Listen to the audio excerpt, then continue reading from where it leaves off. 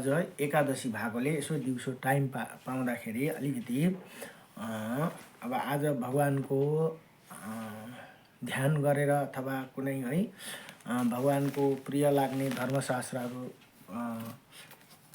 गायन गर्नु मन छ। त्यसै कारण मैले यो श्री भक्तमाल भन्ने एउटा पुस्तक छ, भक्तहरूको विषयमा बडो दिव्यसँगले यहाँ बताइएको छ। यसमा कतिजना 4, 4, 8, 4, 12, 4, 16, 4, 20, 24 जना भक्तहरूको विषयमा बडो दिव्यसँगले यहाँ बताइएको छ भक्तमालमा। नमो भगवते वासुदेवाय नमः।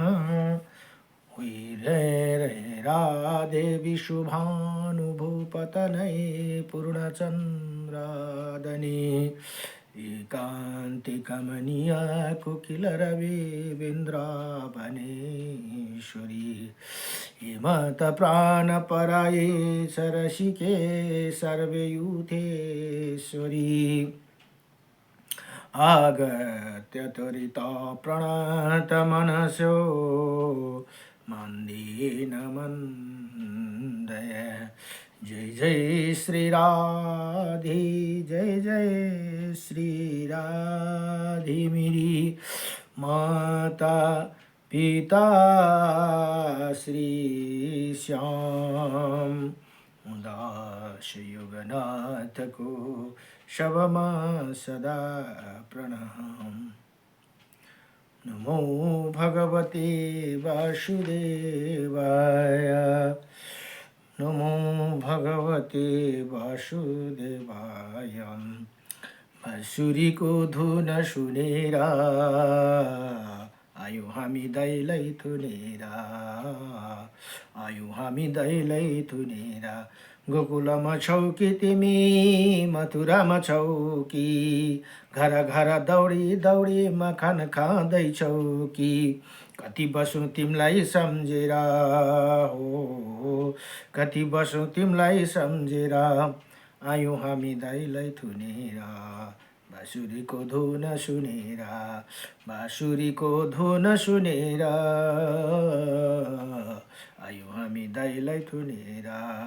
भोक पनि छैन मलाई, निन्द्रा पनि छैन, रनबन खोजिसके कतै भेटिँदैन। दर्शन तिम्रो पाउँछु भनेर ओ श्यामा, दर्शन तिम्रो पाउँछु भनेर।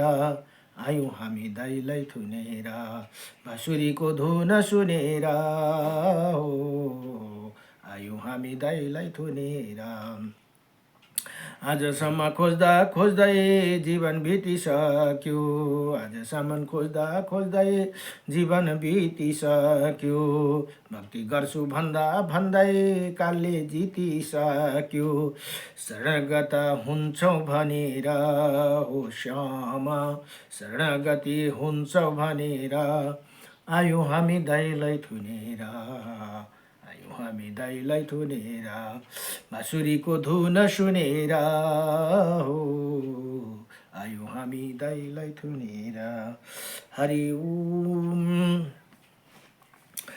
व्यासाय विष्णुरूपाय व्यासरूपाय विष्णवे नमः। ब्रह्मा विद्याय वशिष्ठाय नमो नमः। र यहाँ भक्तमाल भन्ने एउटा ग्रन्थ छ। यसमा भक्तहरूले बडो आफ्ना आफ्ना भावहरू बताउनु भएको छ। र भक्तमालमा जम्मा गरेर 221 अध्याय छन्। यसमा टोटल मिलाउँदाखेरि 221 अध्याय छन्। र मैले पढ्नु चाहिँ अलि अस्तिदेखि नै पढ्दै थिएँ। हिजोसम्म अहिले 24 अवतारको कथा यहाँ सुरु भएको छ। भगवानको 24 अवतार। जय जय जय मीन बराह कमठ नरे नरहरि बलि वामन, परशुराम सरघुवीर कृष्ण किरीट जग पावन। बुद्ध कल्कि व्यास पृथु हरि हंस मन्वन्तर, जगया ऋषभ हैग्रीव ध्रुव वरदानी धन्वन्तर। भद्रीपित दत्ता कल कपिल देव सनकादि करुणा करु 24 रूप लीला रुचिर श्री अग्रदास उरपद धरु। यहाँ श्री श्री नाभा दासजीका ले लेख्नु भएको यो भक्तमाल ग्रन्थ है। बडो दिव्यसँगले भक्तहरू कथा। अब हिजो 24 अवतार मध्ये मत्स्य अवतार, श्री वराह अवतार र कच्छप अवतारको कथा हिजोसम्म सक्यो भने आज नरसिंह अवतार। नरसिंह भनेको शिर चाहिँ सिंहको, शरीर चाहिँ भगवान जस्तो।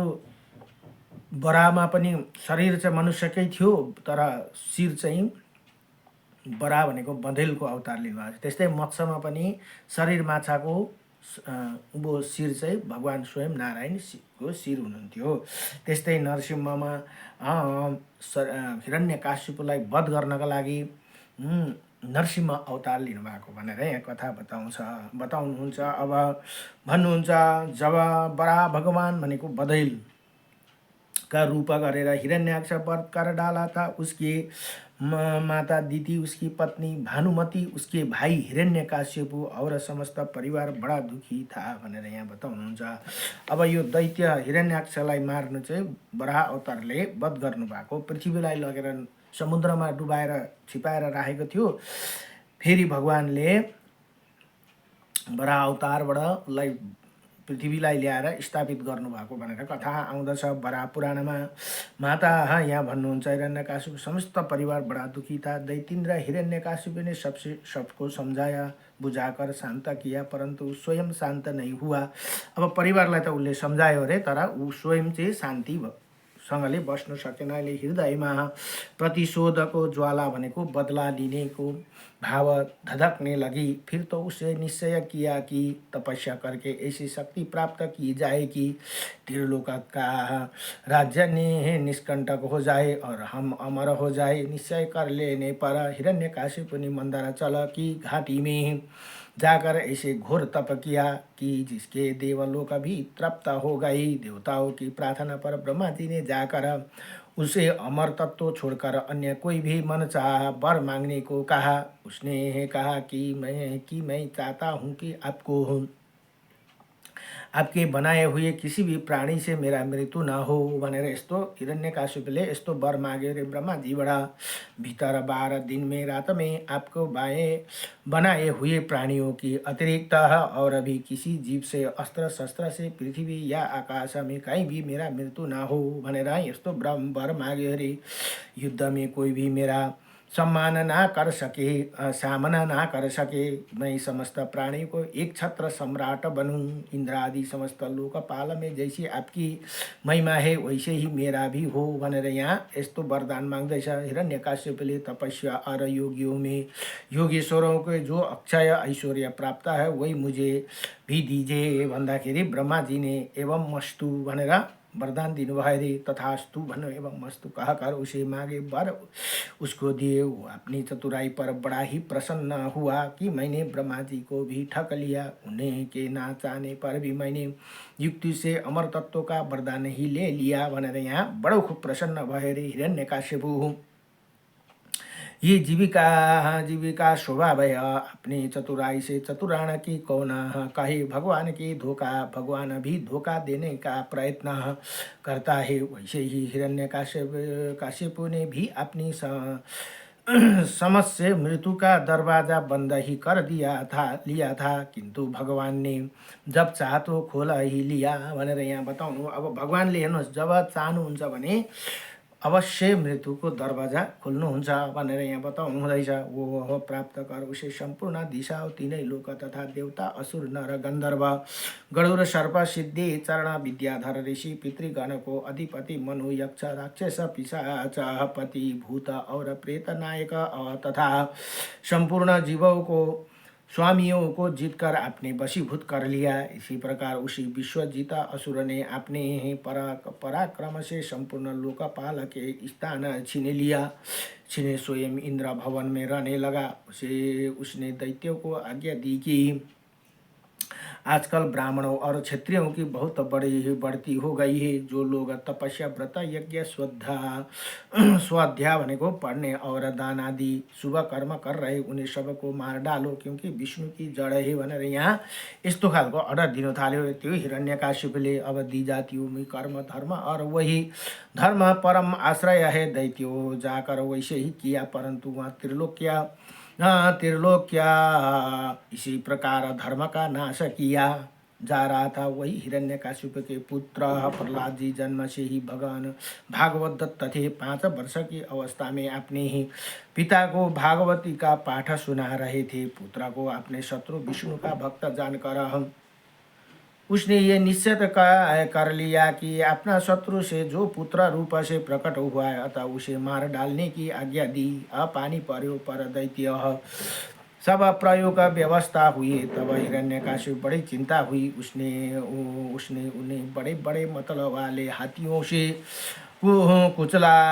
कुचलवाया, विषधर सर्प से डसवाया, कृत्य राक्षस उत्पन्न कराई और प्रहलाद को खा लेने पहाड़ों पर से नीचे गिरवाया। संभासुर से अनेकों प्रकार की माया का प्रयोग कराया, विष दिलाया, दहक के आगों में प्रवेश कराया। अब यो दहकती आग जुन उनको फुपू थी होलिका भन्ने, उसले अग्निदेवको तपस्या गरेर वरदान थापेकी थिए। उसलाई अग्निले जलाउन सक्दैन थियो, तर सत्कर्मको लागि, जस्तै कसैको घरमा आग लागि हुन्छ, कसैलाई अग्निमा उयो भय हुँदैछ भने उसले बचाउँदा उसलाई हुँदैन थियो। तर कुनै पनि कुरा वरदान पाएपछि अथवा भगवानको भक्त भएपछि त्यसलाई नोक्सानदायक गर्नु हुँदैन। अब उसले के भने, म त अलरेडी अग्निदेवको म भक्त हुँ, मलाई आगोले जलाउन सक्दैन, यी प्रहलादलाई म काखमा राखेर म जलाउँछु भनेर उसले बडो अभिमान गरेर उसले चितामा बसाई। अब यहाँ भन्नुहुन्छ, अब विष्णु का भक्त जानकर उसे निश्चय कर लिया और अपना शत्रु है जो पुत्र रूप से प्रकट हुआ अतः उसे मार डालने की आज्ञा दी। दैत्यों के सब प्रयोग हुआ। हिरण्यकाश बड़ी चिंता हुई। उन्होंने बड़े बड़े मतलब हाथी से सबै गर्नुको गरेर सर्प से डसवाए। सब प्रहलाद ने खाया, विष पनि प्रहलाद खाए, पहाड़ों पर से नीचे गिराए प्रकार के किया, विष दिलाया, धक्ति आग में प्रवेश किया। अब यहाँ भन्नुहोस्, समुद्र में डुबाया इत्यादि अनेक उपाय मार डालने की किए, पर बाल भी बाका नहीं हो सका। गुरुपुत्र की सलाह से वो वरुण पास से बात कर रख जाने लगे, वही कहीं भाग न जाए और गुरुपुत्र इन्हें अर्थ धर्म और काम की शिक्षा देने लगे। खाली अर्थ धर्म और काम की शिक्षा देने लगे। छुट्टी के समय प्रहलाद जी ने समय व्यापक असुर बालकों को भागवत दत्त का स्वरूप बताया भनेर यहाँ बताउनु। अलिकति टाइम पाउँदाखेरि उनले भगवानको गान गरिहाल्थे अरे। अब यहाँ बताया, जैसे सुनकर सब सहपाठी असुर बालक निष्ठा हो गया। ये देखकर पुरोहित जाकर हाल हिरण्यकाशिप से कहा कि सुनते ही उसी शरीर क्रोध के मारे थर थर कांपने लगा और उसे प्रहलाद जी के अपने हाथों से मार डालने का निश्चय किया। उन्हें बुलाकर बहुत डांटा झाड़ा और पूछा कि तू किसके बल पर मेरी आज्ञा के विरुद्ध काम करता है भनेर यहाँ बताउनुहुन्छ। अब प्रहलाद जी उसे सर्वात्मा सर्वशक्तिमान भगवान के स्वरूप का उपदेश दिया। वो क्रोध से भरकर बोला कि देखूं वो तेरा जगदीश्वर कहाँ है, अच्छा क्या है, वो सर्वत्र है तो इसे खम्बे में क्यों नहीं दिखाई देते भनेर त्यहाँ हिरण्यकाशिपले भन्यो अरे, अच्छे तुम्हें इसी खम्बे में भी दिखता है और मैं भी तेरा सिर अलग करता हूँ, देखता हूँ तेरा वो हरि तेरा हरि ही तेरी ही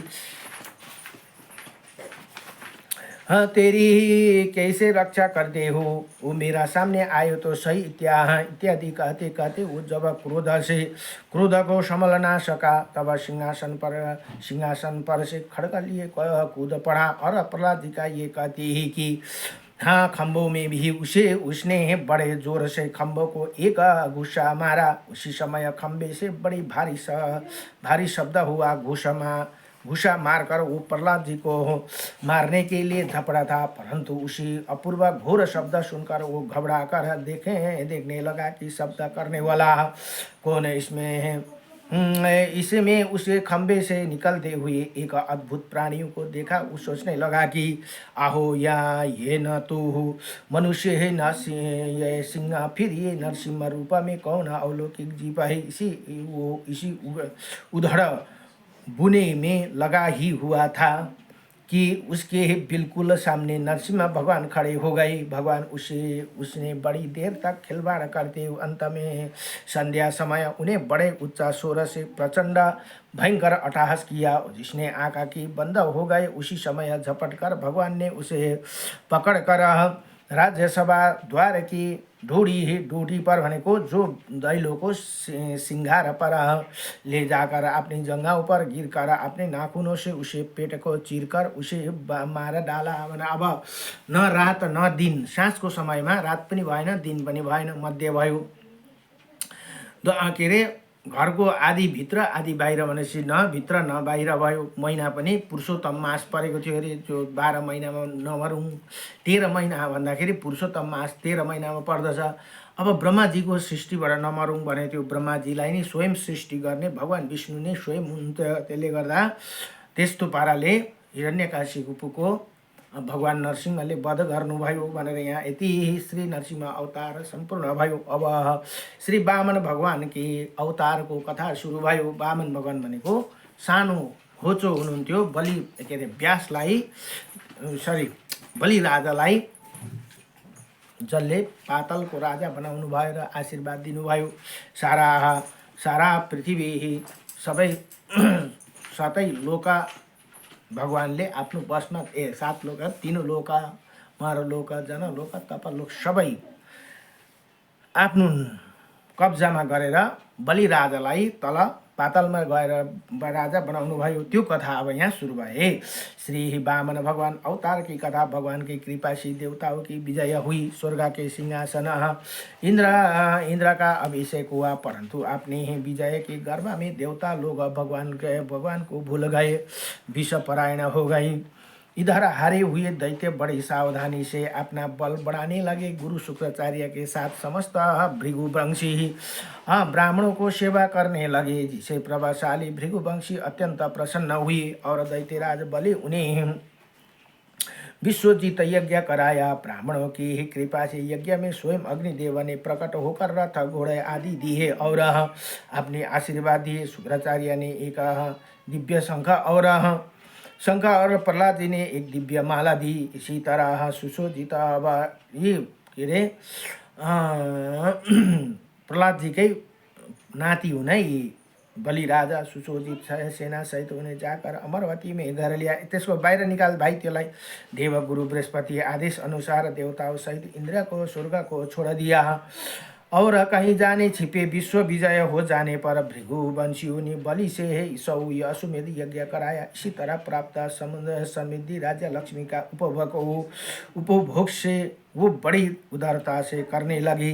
अपने पुत्रों का ऐश्वर्य राजा दी छिन जाने पर माता अदिति बहुत दुखी हुई।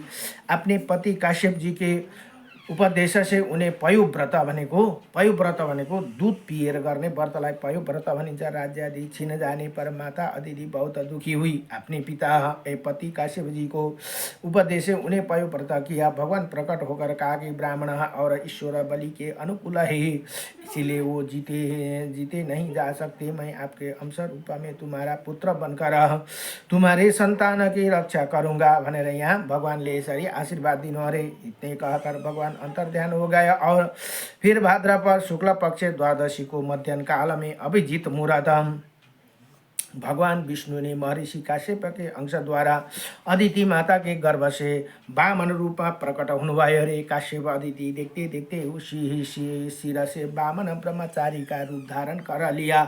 ठीक है वैसे ही जैसे कोई नट अपना भेष बदल ली। भगवान को वामन ब्रह्मचारी के रूप में देखकर महर्षि को बड़ा आनंद हुआ। उन लोगों ने काश्यप प्रजापति ही आगे करके उनके जात कर्म आदि संस्कार कराया। तब जब उनका उपनयन संस्कार भनेको वर्तमान होने लगा, तब सूर्य होइन हो गायत्री का उपदेश दिया बृहस्पति यज्ञ पवित्र। और काश्यप जी ने मेखलादी पृथ्वी ने कृष्ण मृग चर्म वनस्पति के स्वामी चंद्रमा के दंड माता अदिति ने कोपिन अम्ब और उत्तरी या वस्त्र अवकाश के अभिमानी देवता छत्र ब्राह्मण ने कमंडलु, सप्त ऋषियों ने कुश और सरस्वती ने रुद्राक्ष की माला समर्पित की।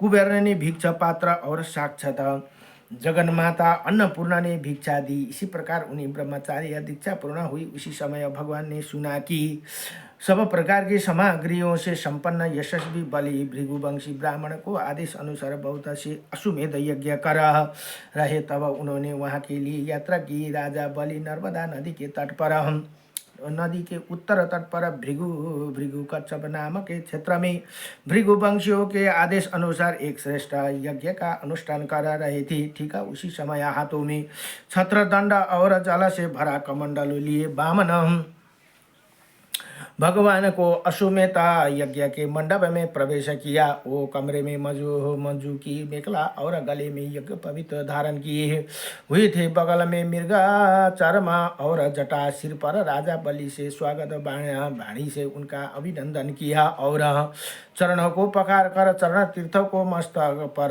रखा। फिर बटुकद रूपधारी भगवान ने बोले, ब्रह्मा कुमारा ऐसे जान पाड़ते हैं कि आप कुछ चाहते हो, आप जो भी कुछ चाहते हो अवश्य ही वो सब आप मुझसे मांग लीजिए भनेर यहाँ बलि राजाले यसरी निवेदन गरे। भगवान प्रसन्न होकर बलि का अभिनंदन किया और कहा, राजन आप जो कुछ कहा वो धर्ममय होने के साथ साथ आपकी कुल परंपरा के अनुरूप है। फिर ये कहकर उन्होंने बलि के पूर्वजों को यो युग यशोगान किया। बलि के पिता विरोचन थे, हेर्नुहोस् है, बलि को पिता विरोचन, उदरता पितामह प्रहलाद। अब बलि को हजुरबा प्रहलाद जी हुनुहुन्थ्यो। भक्त प्रहलाद भनेर आज पनि बडो उनको गुणगान हुन्छ। भक्ति निष्ठा परपितामह हिरण्यकाशिपु, यसको परपितामह हिरण्यकाशिपु थियो।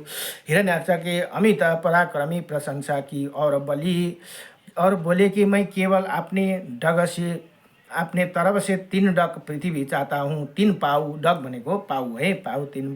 बलिजी हाँस्ने लगे। जया जथा दरिद्र विभुधरु पाई, बहु संपत्ति मागत सुख चाई। वही हालत आपका है। भगवान ने कहा, नहीं, कम मांगने में दरिद्र हेतु नहीं है, संतोष हेतु है भनेर यहाँ यसरी बताउनुहुन्छ। गोधन गज धन बाजे धन और रत्न धन खान, जब आवी सन्तोष धन सब धन धुरी समान भनेर यहाँ यसरी श्लोक पनि बताइदिनु भयो। बलि ने कहा, अच्छा 3 पग लेना है तो मेरे दैत्यों के पग से लीजिए। देखते ही ऐसे 1 योजन इनका पाँव है।